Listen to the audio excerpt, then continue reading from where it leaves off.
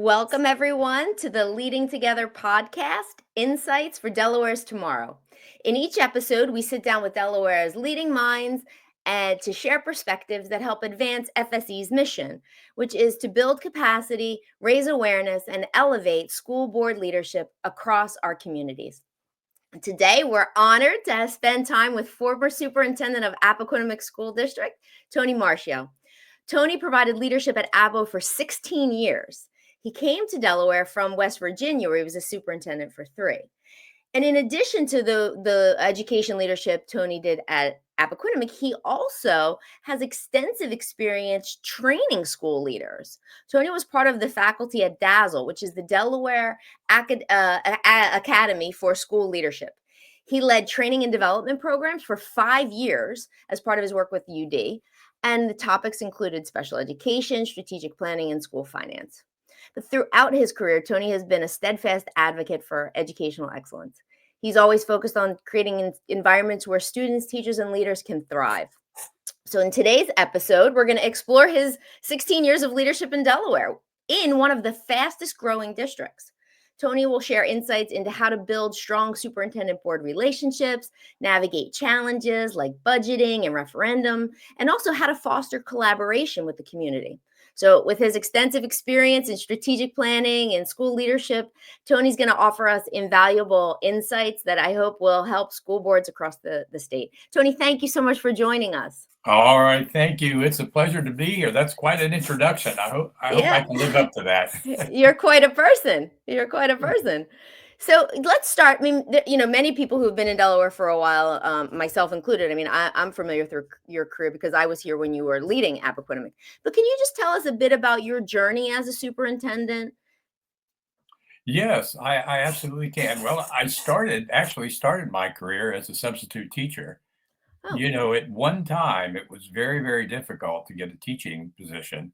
Mm-hmm. So I started out as a substitute teacher. The teacher was gone for a while, so I ended up being a long-term sub, and that led into a full-time teaching position.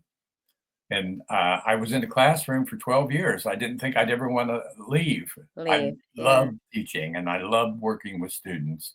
Mm-hmm. And but an opportunity came up for me to move into that same school as an assistant principal. Mm-hmm. So I did that. I liked that role very much too.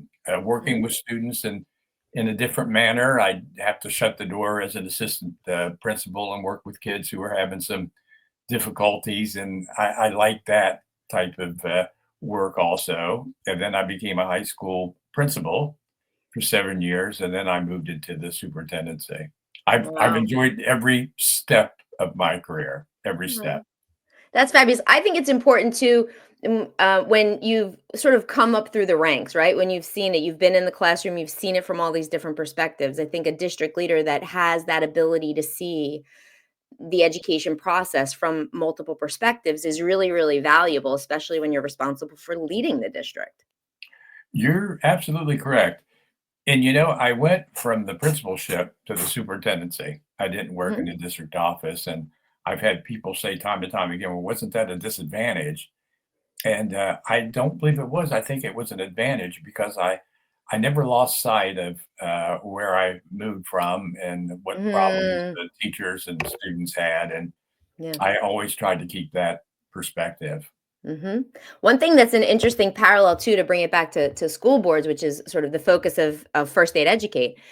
Sometimes there are educators or former administrators who run, and they wind up also being school board members. And again, I think it's this interesting perspective. Yes, no doubt. So in terms of, your 16 years in Appo, what are some of your major accomplishments, like the things that you're proudest of? Well, I can tell you what I'm the proudest of from Appoquinimink. We were a very, very rapidly growing district.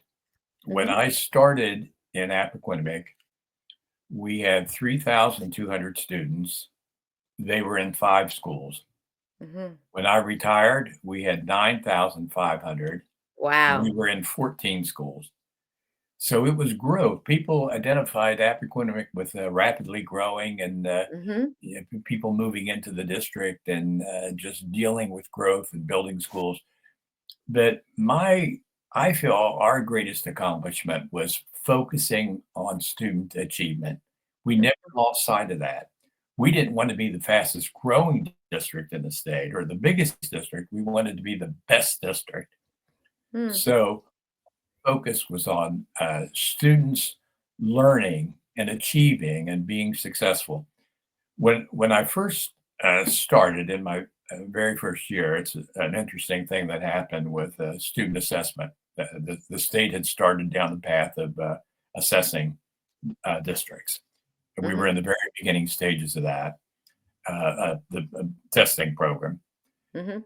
And the state backed off of it. You know, they didn't feel that they were prepared. We were ready to go forward, and they didn't think they were quite ready to launch that. But we Mhm. volunteered. We said, "Bring it on.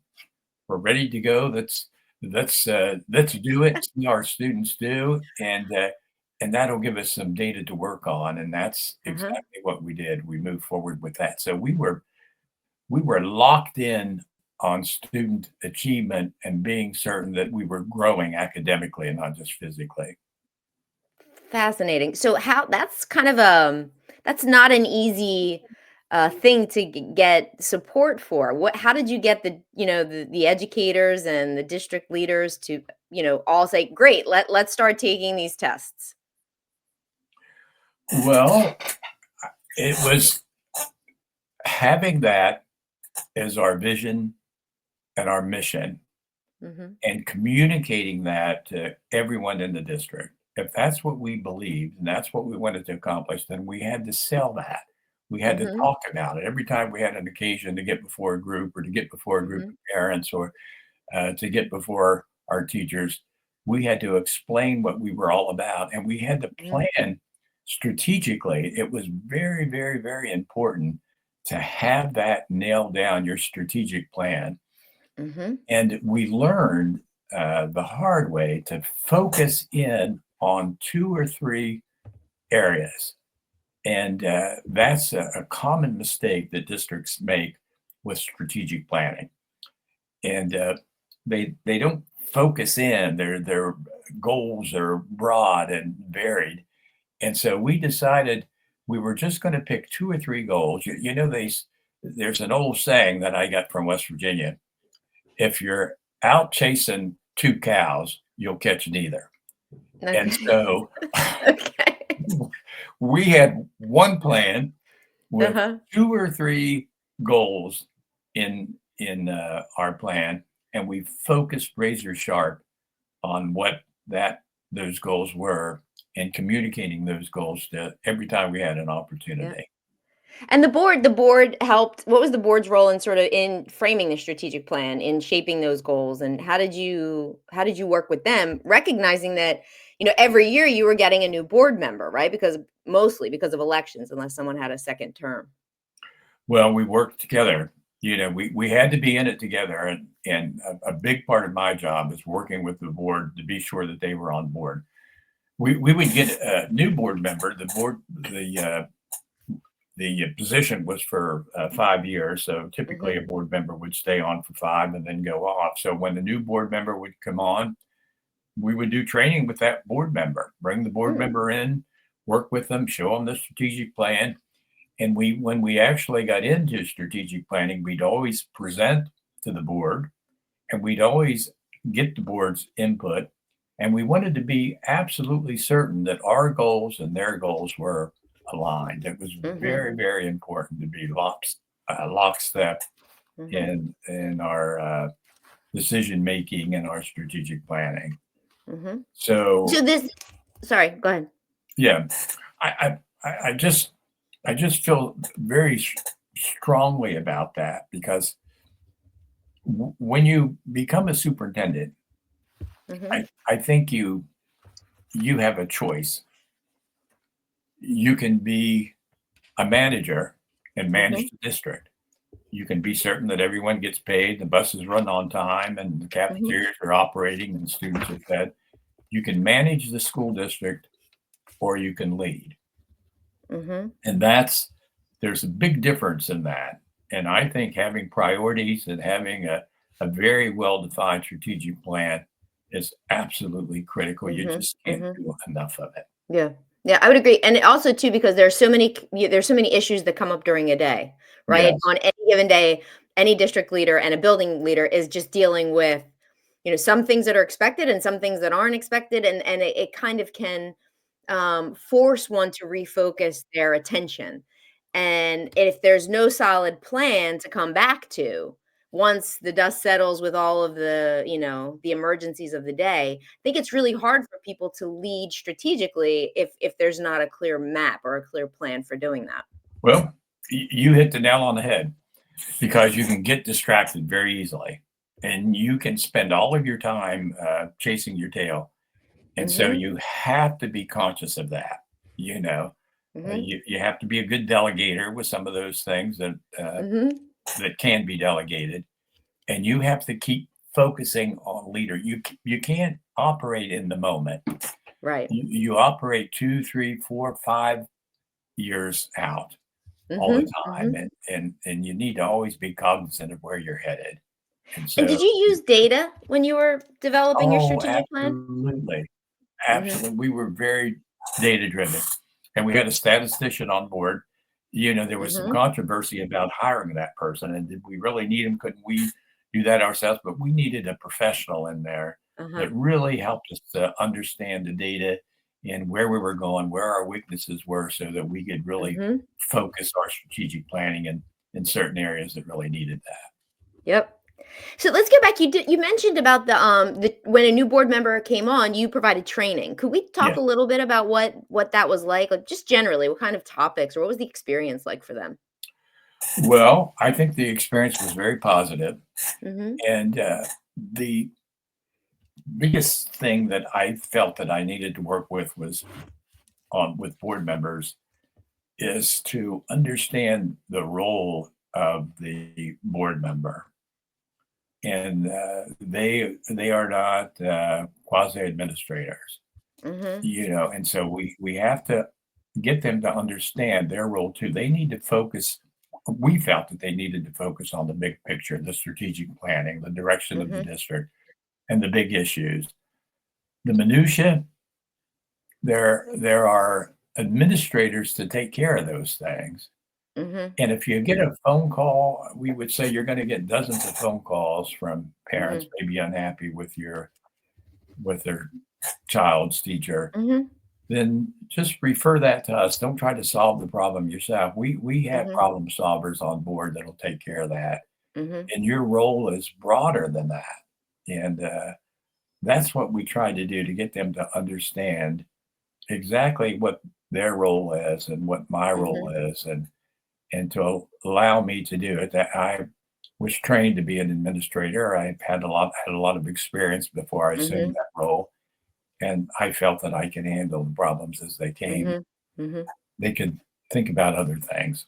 Right. That's a great answer because I think what I'm hearing, and tell me if I'm wrong, but underneath of all of this is a relationship where there's trust, right? They have to trust you to do your job, and you have to trust them that they understand their role and they're going to be able to. Absolutely, absolutely.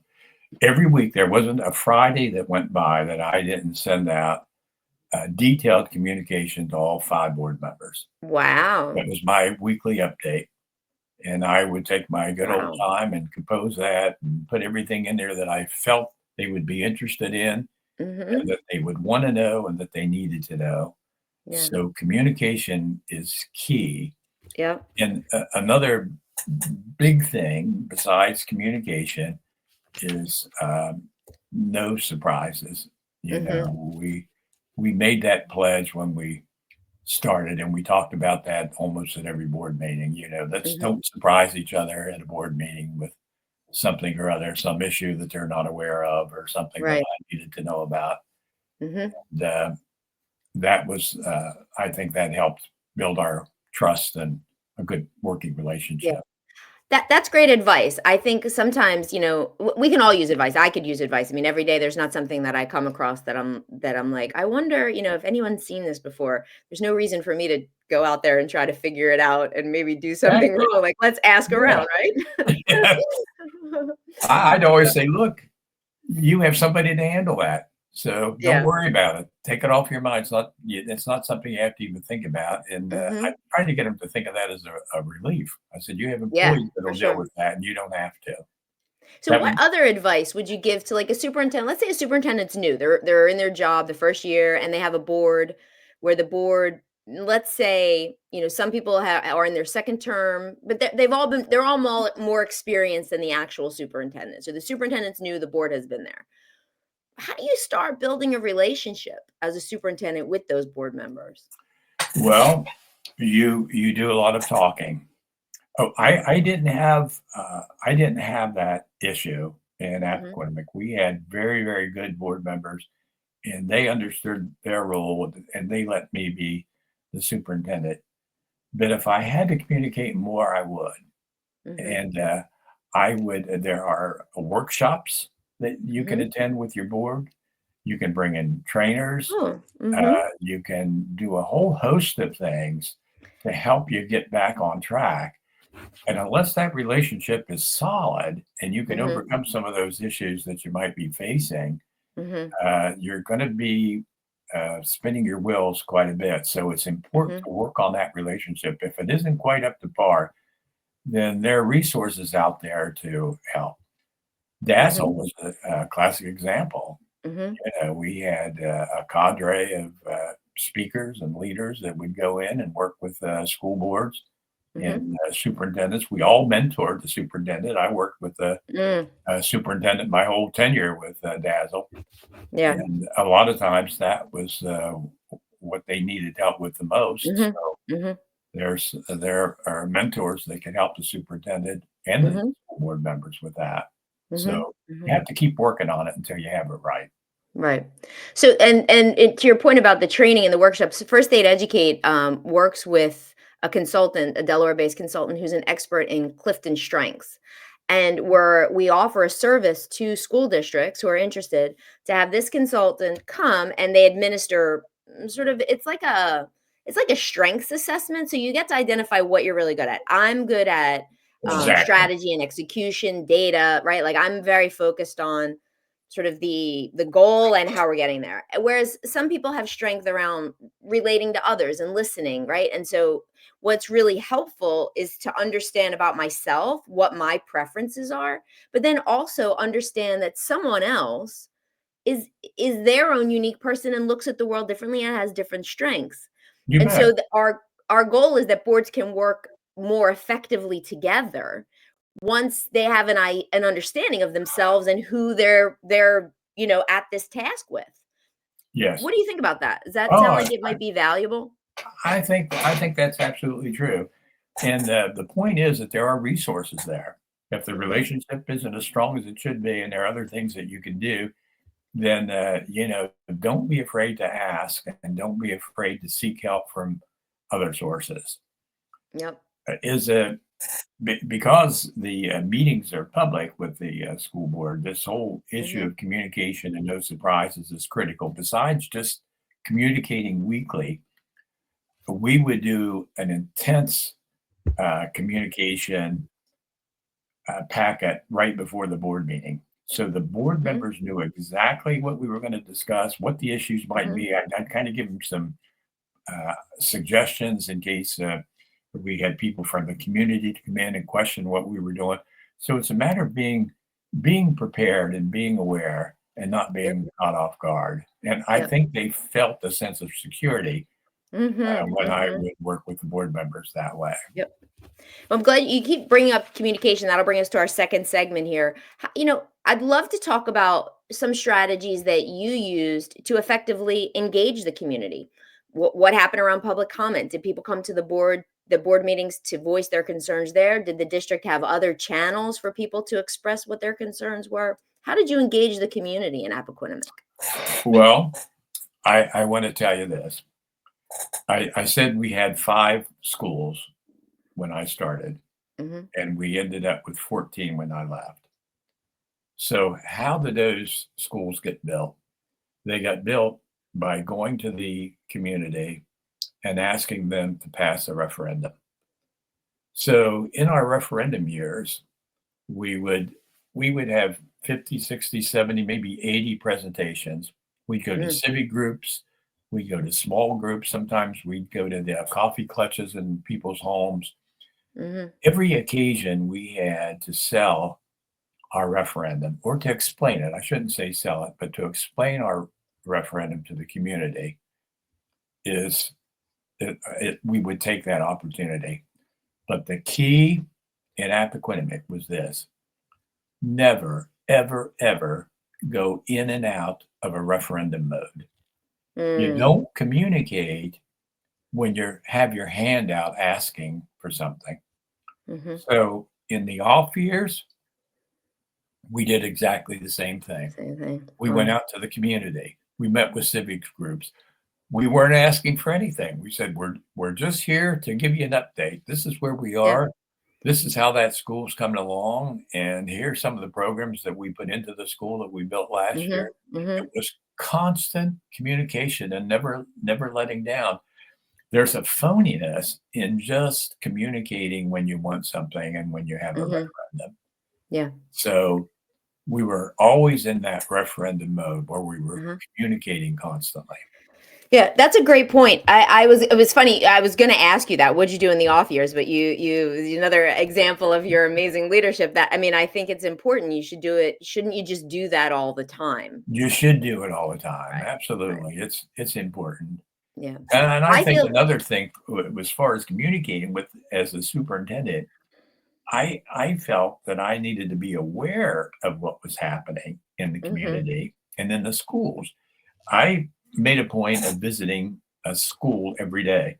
Sometimes it was just 15 or 20 minutes. I'd pop in, maybe have lunch in the school, I'm visit a sure they couple love that, classrooms. right? It's like a big deal. The superintendent shows up. Yes, I but know. Yeah.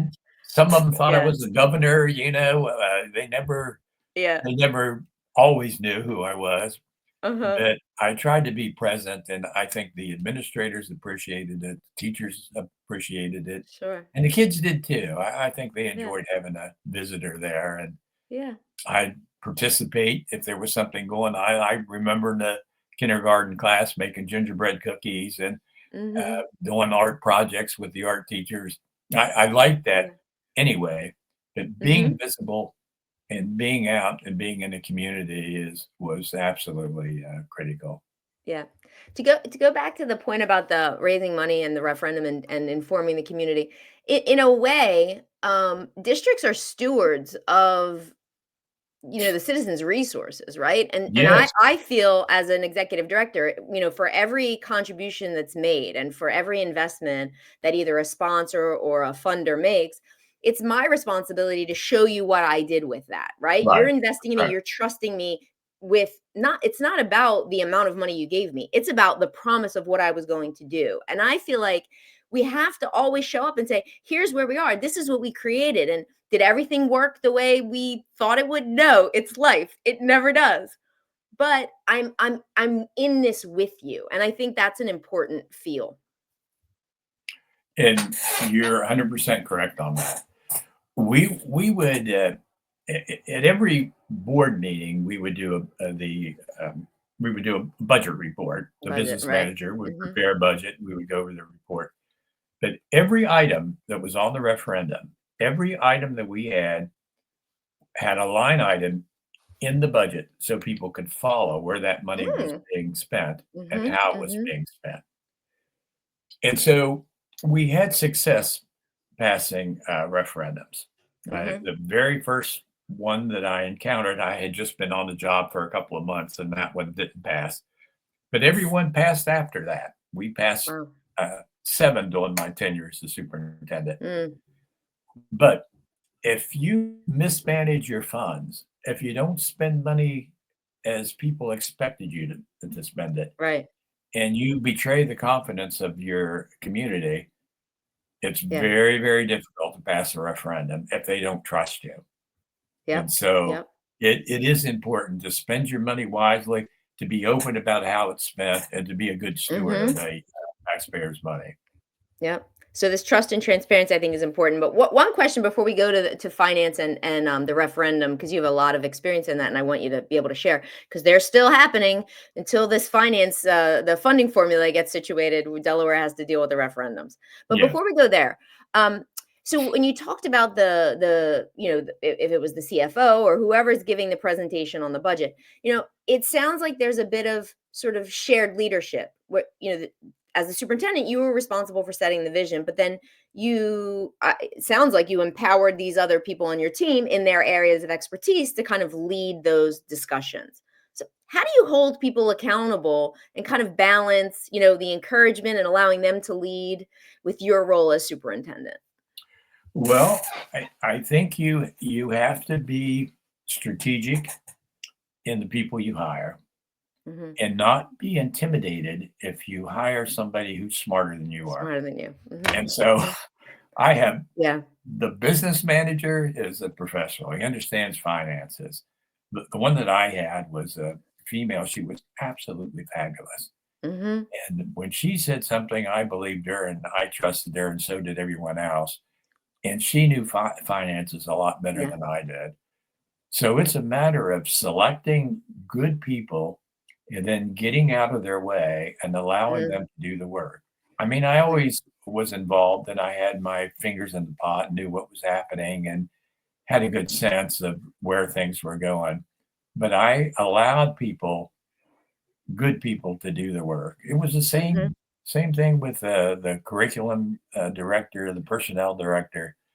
You hire the very best that you can, Mm-hmm. and you move from there. When I started in Appoquinimink, uh, almost every district office administrator left Mm. within the first year because Wow. there was a set of expectations put on there. At one time, I did transportation, finances, curriculum, and the very first person that I hired was the business manager, and I Uh-huh. knew that she was going to be fabulous. Uh, Listen, I went to her place of work. I visited her at home. I did everything but give her chocolate and roses. uh-huh, uh-huh. Go too far, but Right. I wanted her so badly, and she took the job and stayed with me almost my entire tenure there. Wow. Wow. Absolutely fabulous. And so seek good people, Mm-hmm. trust them enough to let them do their job and not micromanage. Micromanage. Yeah, Yeah. yeah. Um, so transportation, that's funny.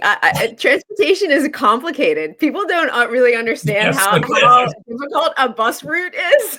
Yes, it is. It sure is. It's worse than like a master schedule at a high school when Oh, you've it's got a bunch of terrible. singletons, right? But I wonder if you had to do transportation while you're building it, because every time you have a new school, you're changing the feeder patterns, right? And the bus is going to pick up different kids in You different do. places. So And that. and the point that you're making here is a good one as far as communication is concerned. So let's just say we're building a new school Hmm. and we know that the feeder pattern is going to change. It has to change Right. because we have to populate that school. Hmm. And so we're going to redesign all of our feeder areas. So we announce that 3 years in advance. We never wait. Wow. We never wait until the year Yeah. before. We tell Hmm. everybody what school their child will be going to, what the bus routes Hmm. will be, and we plan that ahead. And that goes back to the importance of communication. Right. They're not upset when they find out that they'll be going to Right. another school and Hmm. that Hmm. the bus may run at a different time and take them to a different area because Yep. they know it's coming. And Hmm. so that's all a part of communication. Yeah. I'm the 3 years shocked me. You must be very good at strategic planning, because to know it's very hard. I mean, we say 3 years, and I don't know how the audience is hearing that, but it's extremely difficult. For that would be like today, a district saying in 2028, because we're almost to 25, right? In 2028, this is what the reality is going to look like, and know how to walk back from 2028 to put a goals and milestones in every previous year, in 27 and 26 and for next year, so that you can communicate proactively to the community, which I think, to your point, is very important. people don't want to be surprised that, oh, now all of a sudden my child's going to have, they're going to go to a new school and you've upended my entire life. But that's a very unique skill set that you have. That's remarkable. Well, I'll give you one better than that. Construction. Oh, construction is big. But there's never any delays there, right? That always comes in on time and under budget. Is that right? That's always on our agenda. Right. So with construction, our motto has always been, you never, ever build one school at a time. You plan for your next school and your next school. So we have a building plan, a building utilization plan that goes out 15 years. Wow. 15 years. We know what we're going to need, where we're going to need to do construction, and how the district will be refocused. And we use the University of Delaware to help us with the growth patterns, and we plan far ahead. When I retired as a superintendent, the district did not have to purchase property for 10 years, even though they built 5, 6, 7 schools after I left there. Wow. Because we had purchased those in advance. The campus, the Odessa campus, was 273 acres. And during my tenure there, we built the early childhood center and we built the elementary school, but we planned the high school and we planned the middle school and we planned the whole complex. We had it all planned out. Yeah. And those were built 7, 8, 9, 10 years after I left. So construction, you have to know, you don't want to ever build a school in the wrong place. Sure. And that'll get you in trouble also with your community. Imagine what that land would have cost if you had, I mean, because the development has been of it has been so rapid that the price, I mean, that would have been an astronomical difference. So this brings us to our third segment, just to close us out. I'd love for you to share, you've passed, did you say 7 referendums? Yes. Yeah. So can we just talk a little bit about kind of, what are the big takeaways that you have from those experiences? There are superintendents and boards that may have to go to referendum in 2025. What are some tips? Well, I would say the first tip is to be very, very clear on why you're going to the public for a referendum. Be very clear about that. If it's construction and you're going to build some new schools, why do you need those? What's the enrollment telling you? What is happening now in your schools that warrants a new building? Be very, very clear and very exact on that. If it's current expense you're after, why? How are you going to spend the money? What are you going to use it for? We outlined the safety in a couple of the key areas. We needed to increase wages with our employees a couple of times. So be very, very clear about your messaging. And I would say that's the very first thing that you need to do. And then we had a plan for divvying up responsibilities. We had one group, one committee that would go out into the public and seek places for us to make presentations. They didn't make the presentations, but they would find places. They would go to civic organizations and they would go to communities, maybe developments. And that was their role, to find places where we could present so that we would camp. Churches were a good place to go so that we could canvass the whole district and not leave any area uncovered or in the dark about what we were doing. And then we had a speakers committee, and we had 4 or 5 different speaking groups, which was good. It wasn't always the superintendent out there. Oh, interesting. But we would team up a board member, a community person, and perhaps a teacher. And that would be one group to do present. And then we would divvy up. If we did 80 presentations, maybe if we had 4 groups, they would do 20, which is doable. And we had a lot of people out presenting. So we organized our referendum in that manner, and it was a winning formula. Seemed to work for us. That's great. Those are great tips. Tony, it's been my absolute pleasure to spend some time with you today. You've shared incredible tips. I always enjoy chatting with you, but from strategic planning to priorities, making sure the board's aligned. I love this idea of communicating proactively, no surprises. I think you've given us so many great tips, including around financial management and getting the best out of your team. So thank you so much for joining us. Are you It has kidding? been my Thank pleasure. you for having me. I appreciate that, and I love talking about education. So anytime, I've enjoyed this also. Me too. Thanks so much. I hope everyone enjoyed it. We'll see you next time. Okay, see you. Take care.